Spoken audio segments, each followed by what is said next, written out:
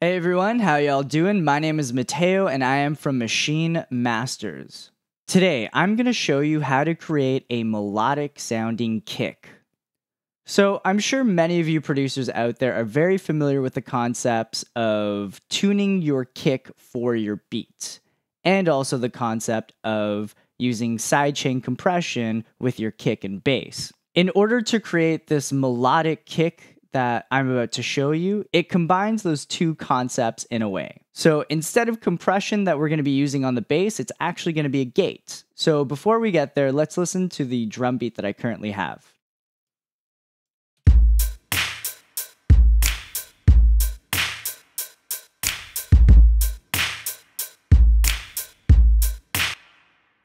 Cool, pretty straightforward sounding drum kit. I like what I did, and I actually like the sound of the kick, but I want this track to have a more melodic sounding kick. So let's start with a bass line. What I've done is used Native Instruments Reactor and specifically the Monarch plugin that they have for it to create my bass line that I'm going to layer with my kick. So we're going to listen to it and you'll hear what it sounds like. It's a pretty simple melody.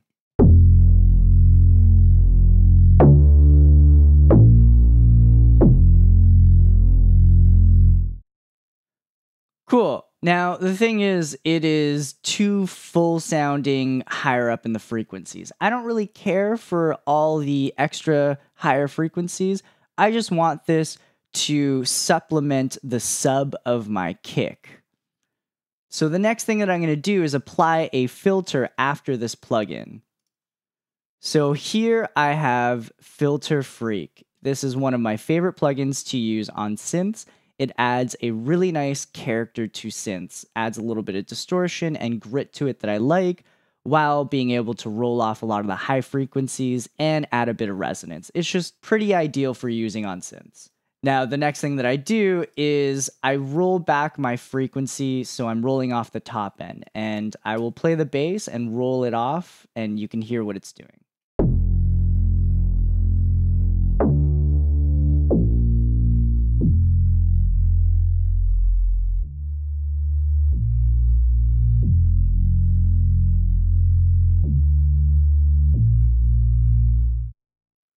I like it there because I've gotten rid of all the extra noise that I don't need because I don't want it to sound like a bass line necessarily. I want it to sound like it's the sub of the kick and that the kick is playing to the melody of the song.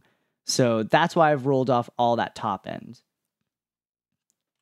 Now, if we listen to the bass with the kick as is, it's not going to sound right.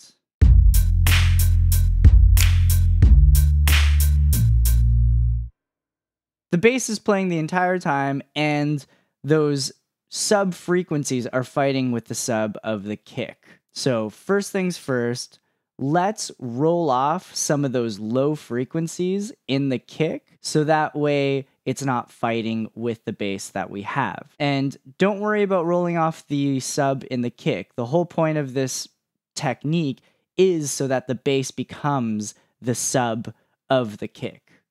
So I've got my EQ over here, and I will reset it, and I'll start rolling off, and we're going to roll off until where it sounds nice that the kick and the bass are not fighting with each other.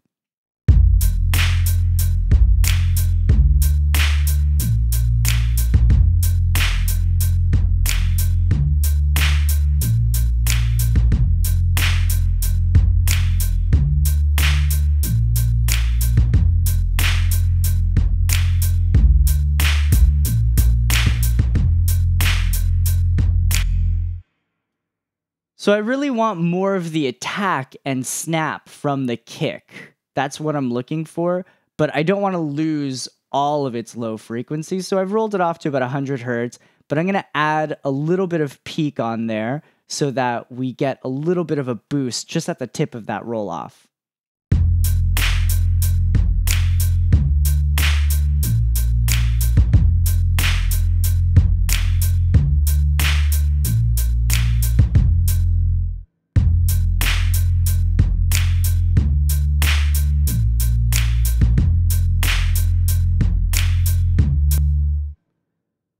that's good for now. We're going to tweak it a little later once we've incorporated our gate with our bass, because that's going to allow us to hear what we're doing much better. So I've just brought in my gate. Now, what we want is for the kick to trigger the gate so that the bass only plays when the kick comes in. So how are we going to do that? First, we're going to activate the sidechain, and then we have to select an available bus or send. So 3 is available. So I'm going to send my kick to bus 3. There we go. And we're going to increase the level to 0. And now we should only have the bass playing when the kick plays.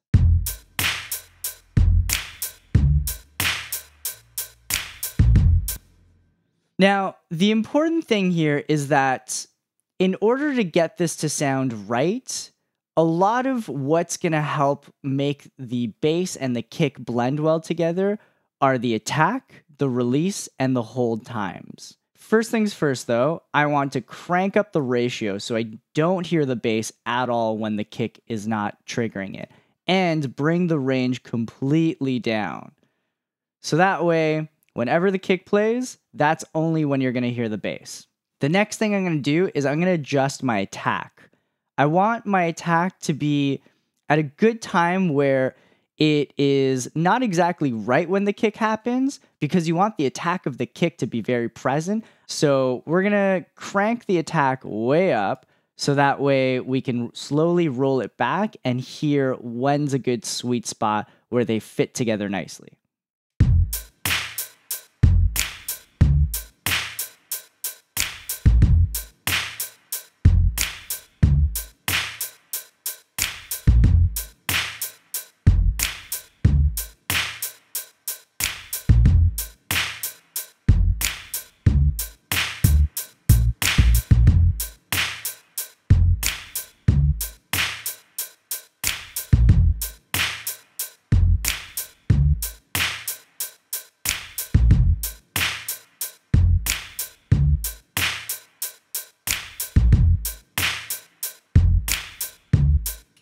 So we're going to start with the attack at 2 milliseconds. Now, this is going to be very different for everyone because it's all going to depend on the type of kick that you're using and the type of bass that you're using. So this will be slightly different for everyone, and it'll be slightly different for each song that you do, unless you're using the exact same kick and bass for every situation, and tempo, which I highly doubt. So this part is very critical for you using your hearing. So next thing I'm going to do is actually focus on the holds. This is how long the gate holds open for after it's been triggered. So I'll actually bring the release all the way down because I just want to hear what the gate is doing when it is being held.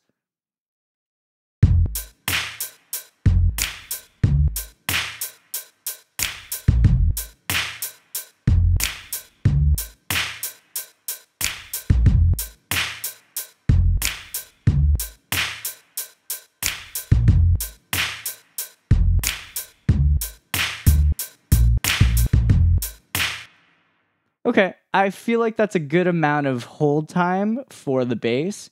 Now I'm going to go to the release and start increasing the release time and find a nice sweet spot for how I want that tail end of the bass to sound.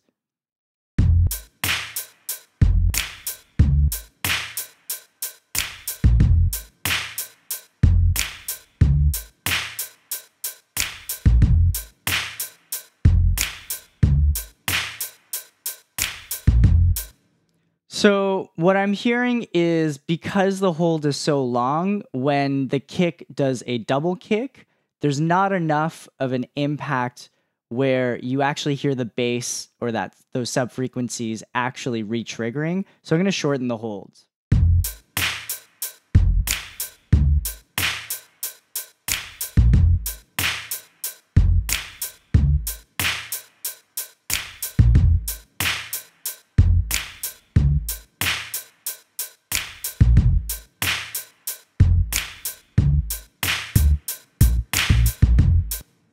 So I like the sound of that hold better, but I still feel like the release should be increased a bit more.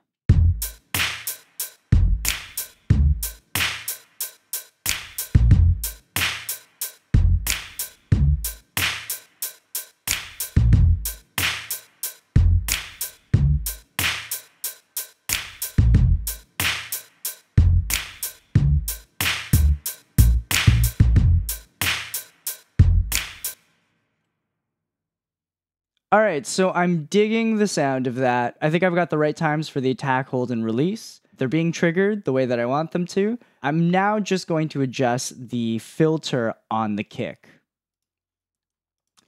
I want the kick to blend in a little bit better with the bass, so I'm going to play around with the roll-off again to hear or figure out where's a better sweet spot.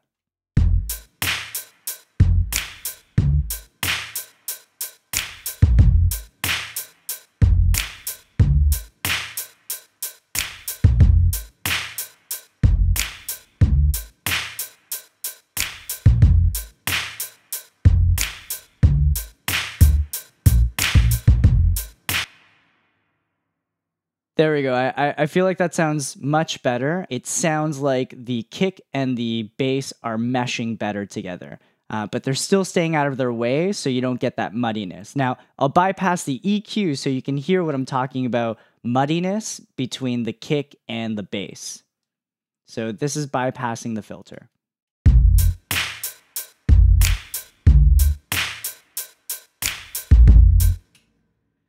Do you hear that dissonance and that wobble? It sounds like a wet fart or something. That is not what you want. So I will play that again so you can hear how sloppy that sub is, because the sub frequencies in the kick and the bass are fighting each other now. And then I'll bring in the filter so you can hear how it cleans it up.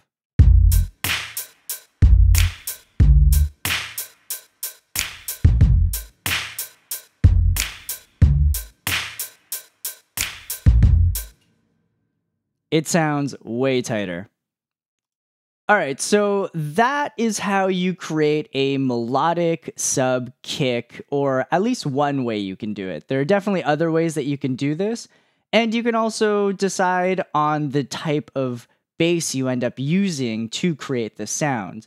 I mean, the possibilities are quite endless with the different types of synth plugins out there. You can get some really cool sounds to really change the sound of your kick. Thanks again to all of you that checked out this tutorial. We really appreciate it. I hope you enjoyed it. If you have any questions about what we covered in this tutorial, please feel free to leave it in the comment section below. Also, if you have any suggestions for future tutorials, also leave that in the comment section below. As always, please like and share this video and subscribe to Maschine Masters to keep up with all our latest tutorials. Thank you, everyone. Have a great day.